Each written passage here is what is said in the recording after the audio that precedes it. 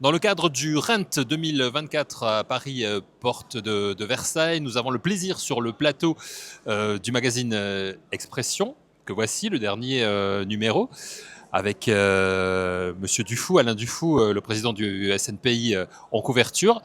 Nous avons le plaisir d'accueillir celui qui, lui, se trouve en page 30 du magazine Expression, à savoir Brice Cardy, le président de l'Adresse Immobilier. Bonjour Brice Cardy. Bonjour.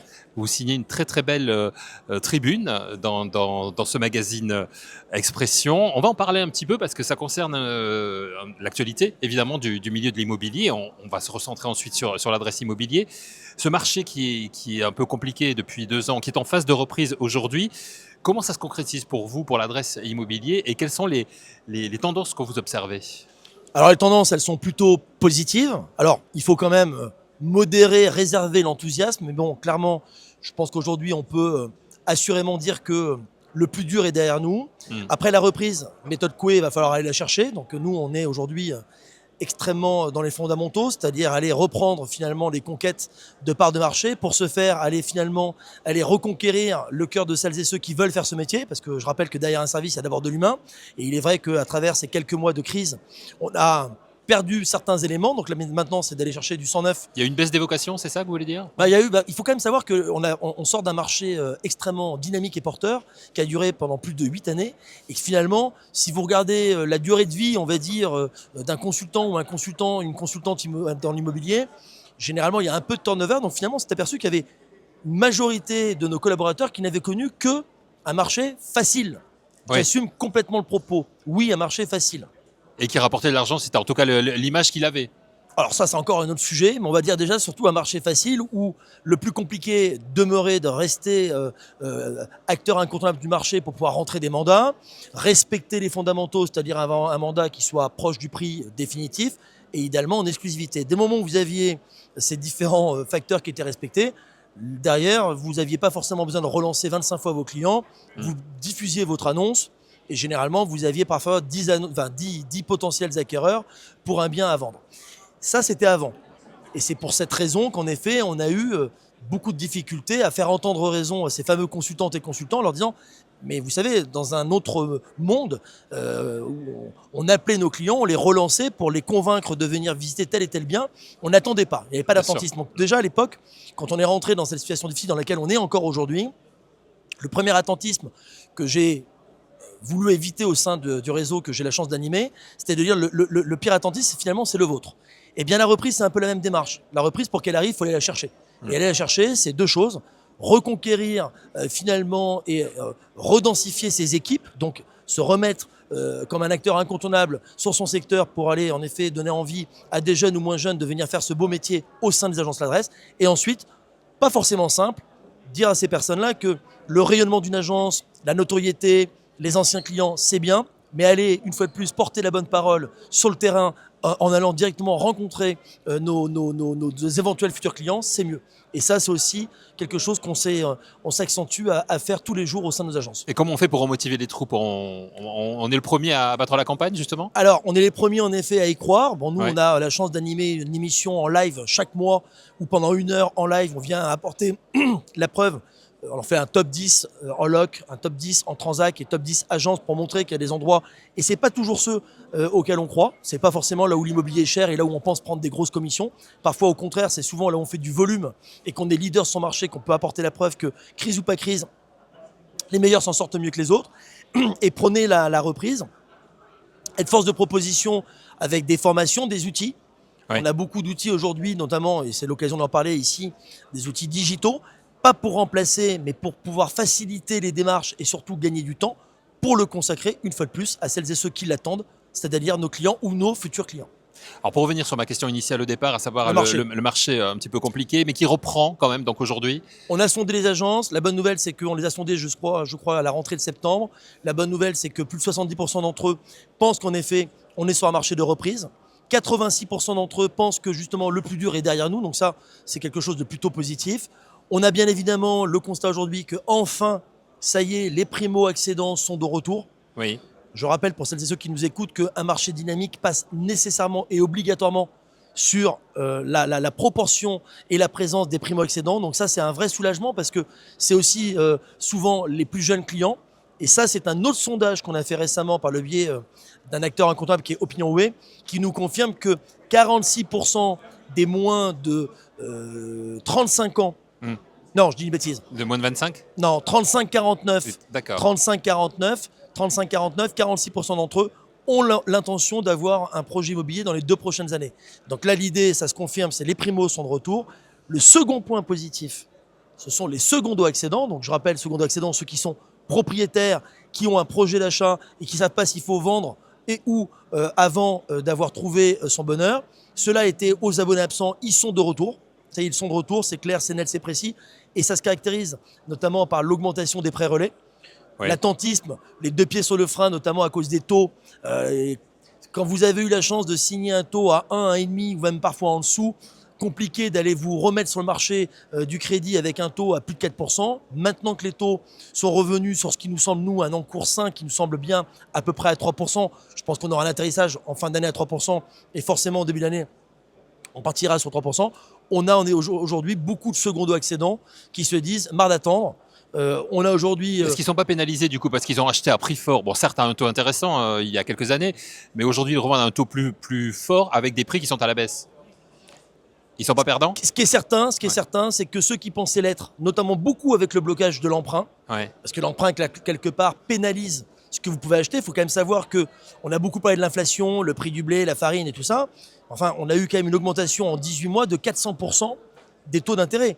Pour vous donner un exemple très concret, un couple avec 4 000 euros net de revenus est passé en 2020 ou 21, je crois 21 à 1%, est passé d'une capacité d'emprunt de 300 000 euros à très très récemment une capacité d'emprunt qui était à peine à 220 000 euros.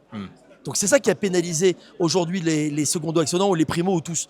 Là, les secondos, ce qui est certain, c'est qu'ils sont de retour. Ça se matérialise par un volume de vente qu'il faut quand même modéré sur le dernier trimestre glissant. Si on le compare au trimestre de l'année dernière, on n'est qu'à 5% de volume supplémentaire, mais 5% de plus, c'est toujours mieux que l'inverse.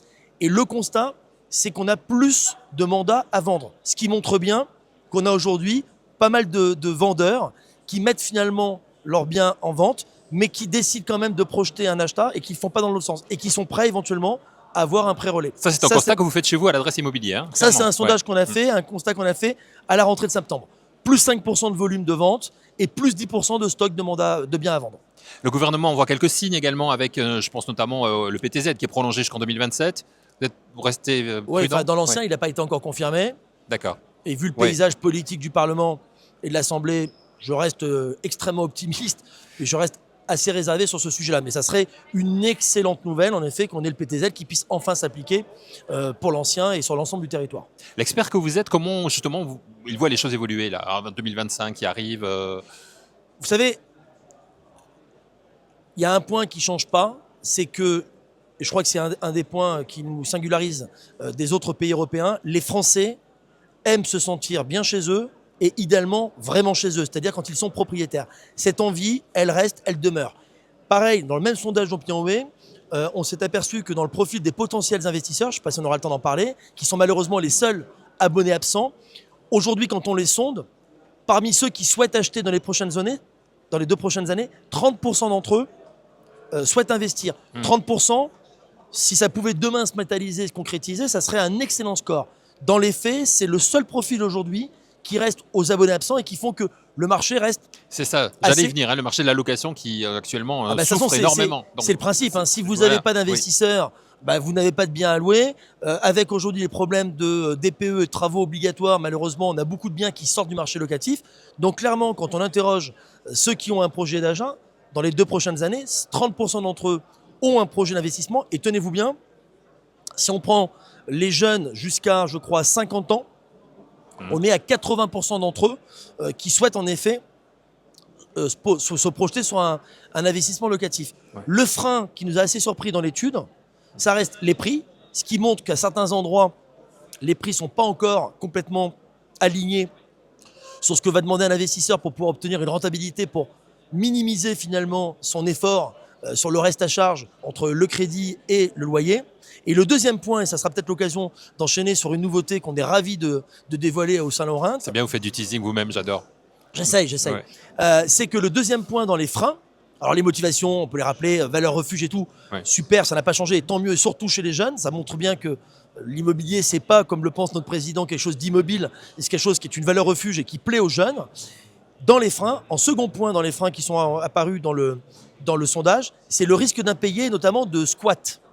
Et bien l'occasion pour moi de vous dire que au Salon Reims cette année, on a eu plaisir de dévoiler une nouveauté chez l'adresse, c'est l'adresse Assure.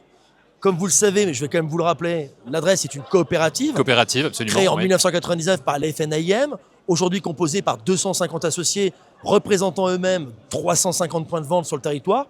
Et bien, dans la forme de coopérative, on a décidé de se dire qu'on pouvait aller plus loin. Et aller plus loin, on est aujourd'hui le premier réseau immobilier à être courtier en assurance et avec notamment la capacité de pouvoir aller plus vite et surtout d'être mieux couvert pour moins cher. Donc clairement, on s'est aperçu, et le sondage, on l'a fait après avoir dévoilé ce projet, la meilleure façon finalement de rassurer les Français, c'est de les assurer, et c'est ce qu'on fait avec l'adresse Assure. Et elle garantit quoi, cette assurance, le paiement, quoi qu'il Alors arrive?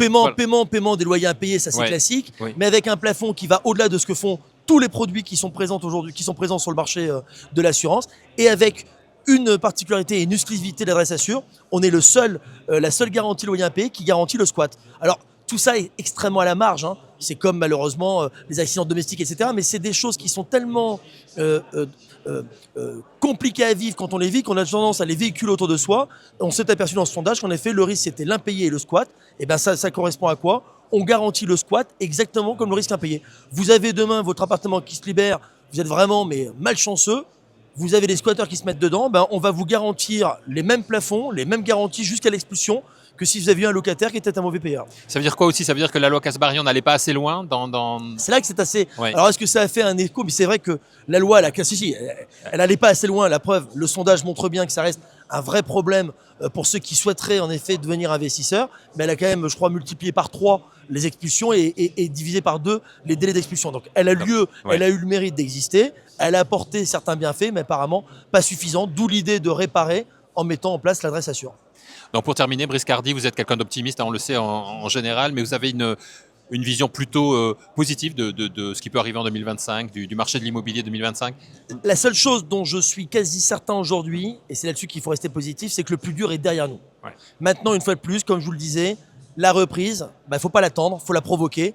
Et il faut rappeler qu'au-delà de l'envie, ce qui fait qu'un ménage, ou un primo, un célibataire, une personne seule, se projette dans l'immobilier, c'est la confiance. Et ce qui manque aujourd'hui, c'est dans le moral. Et ça, c'est pas nous qui l'avons sondé, mais il y a différents sondeurs qui le font. Le moral, on ne peut pas dire qu'il soit au top de chez top. Donc, comme je le dis, lorsque dans nos émissions mensuelles, j'ai l'occasion de m'exprimer à l'ensemble du réseau, c'est leur dire, voilà, restez positif, exprimez et appuyez là où ça fait du bien, et surtout donner confiance à vos prospects pour qu'ils puissent justement aller jusqu'au bout de leur projet. Merci beaucoup d'être venu nous parler au micro donc aujourd'hui et sur le plateau du magazine Expression et de nous avoir donc annoncé cette nouveauté ici dans le cadre du Rent, cette assurance anti-squat que vous mettez en place avec l'adresse immobilier. Merci beaucoup. Merci à vous.